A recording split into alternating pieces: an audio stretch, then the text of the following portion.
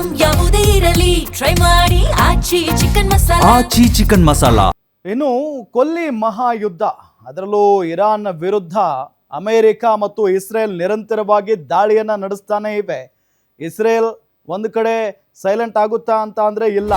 ಇದರ ಜೊತೆಗೆ ಇರಾನ್ ನಾವು ಪ್ರತೀಕಾರವನ್ನ ತೀರಿಸಿಕೊಂಡೇ ಕೊಳ್ತೀವಿ ಅನ್ನೋ ನಿಟ್ಟಿನಲ್ಲಿ ನಿಂತ್ಕೊಂಡ್ಬಿಟ್ಟಿದೆ.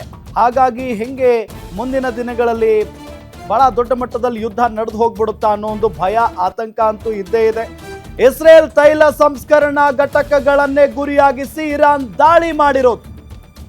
ಇಸ್ರೇಲ್ನಿಂದಲೂ ಇರಾನ್ನ ತೈಲ ಸಂಸ್ಕರಣಾ ಘಟಕಗಳೇ ಟಾರ್ಗೆಟ್. ಇಸ್ರೇಲ್ ನೋಡಿದ್ರೆ ಇರಾನ್ ನೋಡಿದ್ರೆ ಇಸ್ರೇಲ್ ತೈಲ ಸಂಸ್ಕರಣಾ ಘಟಕಗಳನ್ನ ಟಾರ್ಗೆಟ್ ಮಾಡ್ಕೊಂಡು ದಾಳಿ ಮಾಡ್ತಾ ಇದ್ದಾವೆ. ಇಂಧನದ ಮೂಲಕ್ಕೆ ಬಾಂಬ್ ದಾಳಿ ನಡೆಸ್ತಾ ಇವೆ ಎರಡು ರಾಷ್ಟ್ರಗಳು. ಅರಬ್ ರಾಷ್ಟ್ರಗಳ ತೈಲ ಸಂಸ್ಕರಣಾ ಘಟಕಗಳನ್ನ ಗುರಿಯಾಗಿಸಿದೆ ಇರಾನ್. ಇಸ್ರೇಲ್ನ ಹೈಫಾ ಬಂದರಿನ ಮೇಲೆ ಇರಾನ್ ನಿರಂತರವಾಗಿ ದಾಳಿಯನ್ನ ನಡೆಸ್ತಾ ಇರೋದು ದೃಶ್ಯದಲ್ಲಿ ನಿಮಗೆ ತೋರಿಸ್ತಾ ಇದ್ದೀವಿ ಯಾವ ರೀತಿಯಾಗಿ ದಾಳಿ ಆಗಿದೆ ಅಂತ ಹೇಳಿ. ಇಸ್ರೇಲ್ನ ತೈಲ ಉತ್ಪಾದನೆಗೆ ಮರ್ಮಾಘಾತ ಕೊಟ್ಟಿದೆ ಈಗ ಇರಾನ್. ಇತ್ತ ಇಸ್ರೇಲ್ನಿಂದಲೂ ಇರಾನ್ನ ರಿಫೈನರಿಗಳ ಮೇಲೆ ದಾಳಿಯಾಗಿದೆ.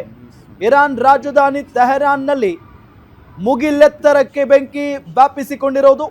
ಇಸ್ರೇಲ್ ಕ್ಷಿಪಣಿ ದಾಳಿಗೆ ಇರಾನ್ ತೈಲ ರಿಫೈನರಿ ಧ್ವಂಸ ಆಗಿದೆ. ನೋಡಿ ಅಲ್ಲಿ ಬೆಂಕಿ ಯಾವ ರೀತಿಯಾಗಿ ಮುಗಿಲೆತ್ತರಕ್ಕೆ ಆವರಿಸಿಕೊಂಡಿದೆ ಅಂತ ಹೇಳಿ.